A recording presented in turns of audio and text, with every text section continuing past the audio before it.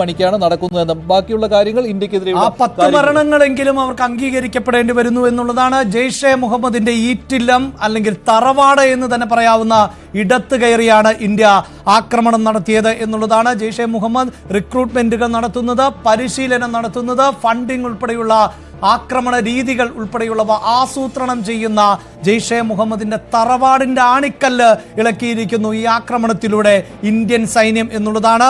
മൗലാന മസൂദ് അസർ ജനിച്ചത് അദ്ദേഹത്തിന്റെ വളർച്ച ഉൾപ്പെടെയുള്ള ഈ സംരക്ഷണ കവചത്തിൽ ആയിരുന്നുവെങ്കിൽ ആ കവചം പൊളിക്കുകയാണ് ഇന്ത്യ. തീവ്രവാദത്തിന് ഇന്ത്യ നൽകുന്ന മറുപടി എന്ത് എന്ന് ഈ ദൃശ്യങ്ങൾ ലോകത്തോട് വിളിച്ചു പറയുന്നുണ്ട്.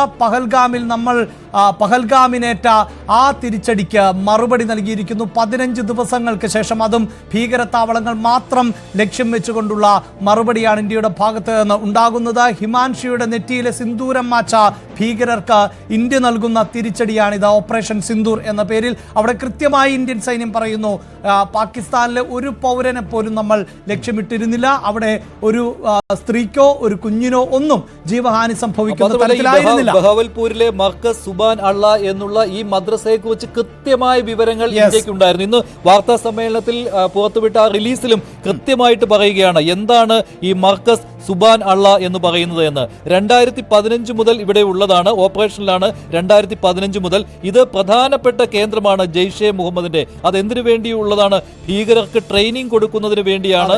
അത് ഓപ്പറേഷണൽ ഹെഡ്ക്വാർട്ടേഴ്സ് എന്ന രീതിയിൽ തന്നെയാണ് അറിയപ്പെടുന്നത് എന്നും ഇന്ത്യയുടെ രഹസ്യാന്വേഷണ ഏജൻസികൾക്ക് വിവരം കിട്ടിയിരുന്നു. ഇത് ടെററിസ്റ്റ് പ്ലാനിങ്, അതായത് ഭീകരപ്രവർത്തനങ്ങൾക്കുള്ള പദ്ധതികൾ ആസൂത്രണം ചെയ്യുന്നതിന് വേണ്ടി ജെയ്ഷെ മുഹമ്മദ് സ്ഥാപിച്ചിട്ടുള്ളതാണ്. പുൽവാമ അറ്റാക്ക് അതുണ്ടായതും പുൽവാമ ആക്രമണത്തിന്റെ ആസൂത്രണം നടന്നതും ഇവിടെ നിന്ന് തന്നെയാണ്. ഫെബ്രുവരി 14, 2019 പുൽവാമ ആക്രമണം നടന്നത്. അതിനുവേണ്ടി ഭീകരരെ പരിശീലിപ്പിച്ചത് ഇവിടെയാണ്. അവരെ POKയിലെ ലോഞ്ചിങ് പാഡുകളിലേക്ക് അയച്ചിരുന്നത് ഇതേ കേന്ദ്രത്തിൽ നിന്ന്, ഈ പറയുന്ന മർക്കസ് സുബാൻ അള്ളയിൽ നിന്നാണ് എന്നുള്ള വിവരം ഇന്ത്യൻ ഏജൻസികൾക്ക് കിട്ടിയിരുന്നു. ഇവിടെ വീടുകളുണ്ട്. ഈ വീടുകളുള്ളത് ജെയ്ഷെ മുഹമ്മദിന്റെ തലവനായ മൗലാന മസൂദ് അസറിന്റെയും അതുകൂടാതെ ഡിഫാക്ടോ ചീഫായ ജെയ്ഷെ മുഹമ്മദിന്റെ മുഫ്തി അബ്ദുൾ റൌഫ് അസ്ഗറിന്റെയുമാണ്. അതുപോലെ തന്നെ മൗലാന അമർ അയാളുടെയും വീടുകളുണ്ട്. പിന്നെ മറ്റ് കുടുംബാംഗങ്ങളാണ് ഇവിടെ താമസിച്ചിരുന്നത്. ഇവരുടെ എല്ലാം കുടുംബാംഗങ്ങളും ഇവിടെ താമസിച്ചിരുന്നു. അങ്ങനെ വളരെയധികം സൗകര്യമുള്ള ഒരു സ്ഥലമാണ് ഈ മർക്കസ് സുബാൻ അള്ള എന്ന് പറയുന്നത്. മാത്രമല്ല മഞ്ജുഷ്, ഒരു പക്ഷേ പാകിസ്ഥാൻ സൈന്യം കൃത്യമായി സുരക്ഷിതമൊരുക്കുന്ന ഒരു താവളം കൂടിയാണ്. ISIയുടെ സുരക്ഷയുണ്ട്. അത് മാത്രമല്ല ഇവിടെ നിന്നാണ് യുവാക്കളെ റിക്രൂട്ട് ചെയ്യുന്നു, അതുപോലെ തന്നെ അവരോട് ആഹ്വാനം ചെയ്യുന്നു പലതവണയും ജെയ്ഷെ മുഹമ്മദിന്റെ ചീഫായ മൗലാന മസൂദ് അസർ ഇസ്ലാമിക് ജിഹാദിന് വേണ്ടി. ഇക്കാര്യവും ഏജൻസികൾ കണ്ടെത്തിയിട്ടുണ്ട്. ഈ വിവരവും ഈ വാർത്താക്കുറിപ്പിൽ ഉൾപ്പെടുത്തിയിട്ടുണ്ട്. ഒരുപക്ഷെ അല്പസമയം മുമ്പ് ഒരു റിലീസിലൂടെയാണ് ഈ 10 പേരുടെ മരണം സ്ഥിരീകരിക്കുന്നത് എങ്കിൽ ഇപ്പോൾ പ്രേക്ഷകർ കാണുന്ന ഈ ദൃശ്യങ്ങൾ, ഈ സ്ഥലത്ത് നിന്നുകൊണ്ട് എത്രയോ ദൃശ്യങ്ങളടക്കം പുറത്തു വന്നിട്ടുണ്ട്. അവിടെ നിന്ന് സംസാരിക്കുന്ന ദൃശ്യങ്ങളടക്കം, വീഡിയോ സന്ദേശങ്ങളടക്കം മസൂദ് പുറത്തുവിട്ടിട്ടുണ്ട്. ഇവിടെ തന്നെയാണ് ആയുധ പരിശീലനം നൽകി വന്നിരുന്നത്. അതുപോലെ തന്നെ മതപഠനവും ഇവിടെ നടത്തിയിരുന്നു എന്നുള്ളതാണ് ഈ റിലീസിൽ ഇന്ത്യ ഔദ്യോഗികമായി പുറത്തുവിട്ടിരിക്കുന്ന ഈ റിലീസിൽ പറയുന്നത്. ഈ കേന്ദ്രത്തിന്റെ പേരാണ് മർക്കസ് സുബാൻ അള്ള. ഇതാണ് മസൂദ് അസർ എന്നുള്ള കൊടും ഭീകരൻ പ്രവർത്തിച്ചിരുന്ന കെട്ടിടം. പക്ഷേ ഇവിടം തകർത്ത് തരിപ്പണമാക്കിയെങ്കിലും മസൂദ് അസർ സുരക്ഷിതനായി അവിടെ നിന്ന് രക്ഷപ്പെട്ടിട്ടുണ്ട് എന്നുള്ളതാണ്. അയാളുടേതായി വന്നിരിക്കുന്ന ആ വാർത്താക്കുറിപ്പാണ് കണ്ടത്. ഇനി പലതവണയും ഭീകരർ കൊല്ലപ്പെട്ടിട്ടുണ്ട് എന്നുള്ള വാർത്ത പുറത്തു വരുമ്പോഴും പിന്നെ അവർ രക്ഷപ്പെട്ടിട്ടുണ്ട് എന്നുള്ള വാർത്തകൾ പിന്നീട് വരാറുണ്ട്. അതുപോലെ തന്നെ പല കാര്യങ്ങളും ഔദ്യോഗികമായ സ്ഥിരീകരണം വരാനുണ്ട്. പക്ഷേ ഈ റിലീസ് പ്രകാരം ഒരുപക്ഷെ സൈന്യം നടത്തിയ വാർത്താ സമ്മേളനത്തിന് ശേഷം കൂടുതൽ ചോദ്യങ്ങൾക്ക് അവസരം നൽകിയില്ല എന്ന് മാത്രവുമല്ല, കൊല്ലപ്പെട്ടവരുടെ വിവരങ്ങൾ അങ്ങനെ സൈന്യം ഔദ്യോഗികമായി പുറത്തുവിട്ടിട്ടില്ല. അവിടെ എത്ര പേരാണ് മരിച്ചത് എന്നുള്ള പോലും ഇന്ത്യ പറഞ്ഞിട്ടില്ല. അതുകൊണ്ട് തന്നെ മഞ്ജുഷ്, ഒരുപക്ഷെ ഇങ്ങനെയുള്ള കൊടും ഭീകരം മരണപ്പെട്ടിട്ടുണ്ട് എങ്കിൽ തീർച്ചയായും ഇന്ത്യ അത് ഒഫീഷ്യലി തന്നെ അനൗൺസ് ചെയ്യുമെന്ന് വേണം നമുക്ക് പ്രതീക്ഷിക്കാൻ. അതുകൊണ്ട് തന്നെ അഭിലാഷ്, പാകിസ്ഥാൻ ഇപ്പോഴും പാവപ്പെട്ടവരും സാധാരണക്കാരും കൊല്ലപ്പെട്ടു എന്നുള്ള കാര്യം പറയുമ്പോൾ അവരല്ല ഭീകരരും ഭീകരർക്ക് വെള്ളവും വളവും നൽകുന്നവരുമാണ് കൊല്ലപ്പെട്ടിരിക്കുന്നത് എന്നുള്ള കാര്യം സ്വയം ലോകത്തിന് മുന്നിൽ പാകിസ്ഥാൻ വിളിച്ചു പറയട്ടെ എന്നുള്ള കാര്യമാണ്, അല്ലെങ്കിൽ ദൃശ്യങ്ങൾ തെളിയിക്കട്ടെ എന്നുള്ളതാണ് ഇന്ത്യയുടെ നിലപാട്. അതൊന്നൊന്നായി പുറത്തു വന്നുകൊണ്ടിരിക്കുകയാണ്. 10 പേർ കൊല്ലപ്പെട്ടത് മൗലാന അസറിന്റെ കുടുംബാംഗങ്ങൾ തന്നെയാണ്. അതോടൊപ്പം തന്നെ അവിടെ മറ്റ് ഭീകര നേതാക്കളും ജെയ്ഷെ മുഹമ്മദിന്റെ മറ്റ് പ്രധാനപ്പെട്ട നേതാക്കളും ഉണ്ടായിരുന്നു, അവരുടെ കുടുംബാംഗങ്ങളും അവിടെ ഉണ്ടായിരുന്നു. അപ്പോൾ കൃത്യമായിട്ട് എത്ര പേർ കൊല്ലപ്പെട്ടു എന്നുള്ള വിവരം പോലും ഇല്ല. അവിടുത്തെ നേരത്തെ ഒരു പ്രദേശവാസി പറഞ്ഞത് 4 മിസൈലുകൾ അവിടെ പതിച്ചിട്ടുണ്ട് എന്നാണ്. ബഹാവൽപൂർ ആക്രമണത്തിൽ 4 തവണ ടാർഗറ്റ് ഉന്നം വെച്ചു എന്നുള്ള കാര്യം ഇന്ത്യയും പറഞ്ഞിട്ടുള്ളതാണ്. അങ്ങനെയെങ്കിൽ മൊത്തം 9 അറ്റാക്കുകളിൽ 21 തവണയാണല്ലോ ലക്ഷ്യങ്ങൾക്ക് നേരെ പാഞ്ഞു ചെന്നത്.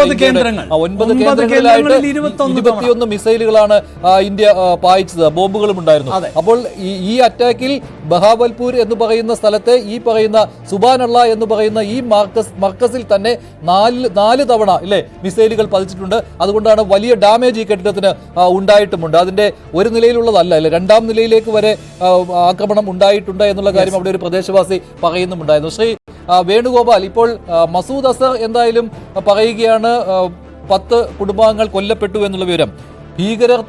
ഭീകരർക്ക് നേരെയാണ് ഇന്ത്യ ലക്ഷ്യം വെച്ചത് എന്നുള്ള കാര്യം സ്വയം വെളിപ്പെട്ടു വരികയല്ലേ ഇതിലൂടെയൊക്കെ?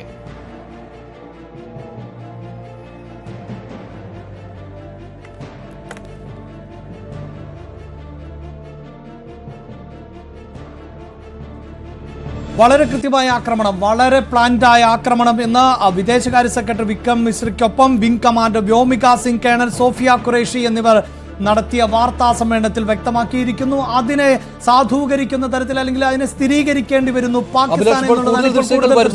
ഇതാണ് ജെയ്ഷെ മുഹമ്മദിന്റെ ഓപ്പറേഷണൽ ഹെഡ്ക്വാർട്ടേഴ്സ് ആയ മസൂദ് അസറിന്റെ താവളമായിരുന്ന മർക്കസ് സുബാൻ അള്ളയുടെ പുതിയ ദൃശ്യങ്ങൾ വന്നുകൊണ്ടിരിക്കുകയാണ്. തകർത്ത് തരിപ്പണമാക്കിയിരിക്കുകയാണ് ഇന്ത്യയുടെ മിസൈൽ ആക്രമണത്തിൽ. ഇതാണ് ജെയ്ഷെ മുഹമ്മദിന്റെ അടിവേരിളക്കുവാനുള്ള ഇന്ത്യയുടെ ലക്ഷ്യം. അത് വിജയം കണ്ടതിന്റെ ഏറ്റവും പ്രധാനപ്പെട്ട ഉദാഹരണമാണ്. ഇവിടെ നിന്നാണ് ഭീകരരെ ഇന്ത്യൻ മണ്ണിലേക്ക് കടത്തിവിടുന്നതിന് വേണ്ടി പരിശീലിപ്പിച്ചിരുന്നത്. ഇവിടെ നിന്നാണ് ലോഞ്ചിങ് പാഡുകളിലേക്ക്, പാക് അധീന കശ്മീരിലെ ലോഞ്ചിങ് പാഡുകളിലേക്ക് ഭീകരരെ അയച്ചിരുന്നത്. ആ ഭീകര കേന്ദ്രമാണ് ഇന്ത്യ തകർത്ത് തരിപ്പണമാക്കിയിരിക്കുന്നത്. ഇന്ത്യയുടെ 4 മിസൈലുകൾ അവിടെ പതിച്ചു എന്നുള്ളതാണ്.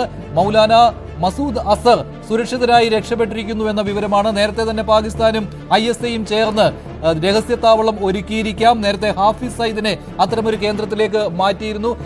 ഹാഫിസ് സയ്യിദിനെ മാറ്റി എങ്കിൽ പോലും ലഷ്കർ ഇ തോയ്ബയുടെ കേന്ദ്രം തകർക്കുവാൻ കഴിഞ്ഞിട്ടുണ്ട്. മുസാഫറാബാദ് ഹാഫിസ് സയ്യിദ് ഒരു പരിധിവരെയെങ്കിലും നഗരപ്രദേശത്താണ് താമസിക്കുന്നത് എന്ന പ്രത്യേകത.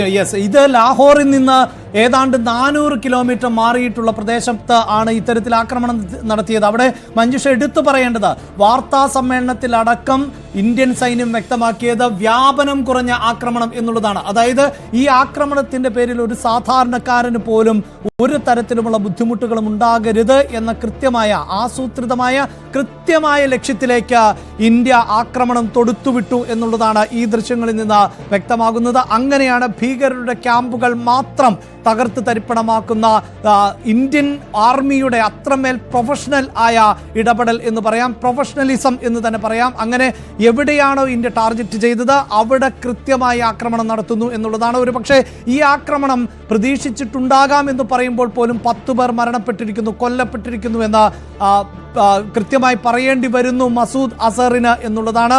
മസൂദ് അസർ ഉൾപ്പെടെയുള്ള ഭീകരവാദികൾ ഇന്ത്യക്ക് നേരെ അടക്കം നിരവധി ആക്രമണങ്ങൾ ആസൂത്രണം ചെയ്തിട്ടുള്ള ഭൂമിയിൽ കയറിയാണ് ഇന്ത്യ ഇപ്പോൾ തിരിച്ചാക്രമണം നടത്തുന്നത്. അതും തീവ്രവാദികൾക്ക് വേണ്ടി മാത്രമെന്ന് ഇന്ത്യ ആവർത്തിച്ച് വ്യക്തമാക്കുന്നു. ലോകരാജ്യങ്ങളോട് വിളിച്ചു പറയുന്നു, ഇന്ത്യ പാകിസ്ഥാനെ അല്ല ആക്രമിച്ചത്, പാകിസ്ഥാനിലെ തീവ്രവാദ കേന്ദ്രങ്ങളെയാണ്. പാക് സൈന്യത്തിന് നേരെയല്ല ആക്രമണം, പാകിസ്ഥാനിലെ ജനങ്ങൾക്ക് നേരെയല്ല ആക്രമണം, മറിച്ച് ഇന്ത്യയിൽ തീവ്രവാദം വളർത്താൻ ശ്രമിക്കുന്ന, ഇന്ത്യക്ക് നേരെ നിരന്തരമായി ഭീകരാക്രമണങ്ങൾ നടത്തുന്ന പാകിസ്ഥാനിലെ തീവ്രവാദ കേന്ദ്രങ്ങൾ ഞങ്ങൾ തുടച്ചു നീക്കുമെന്ന കൃത്യമായ സന്ദേശം നൽകിക്കൊണ്ട് 15-ാം ദിവസം ഇന്ത്യ തിരിച്ചടിക്കുന്നു. പഹൽഗാം ഭീകരാക്രമണത്തിന് ഇന്ത്യ വളരെ കൃത്യമായി മറുപടി നൽകുന്നു.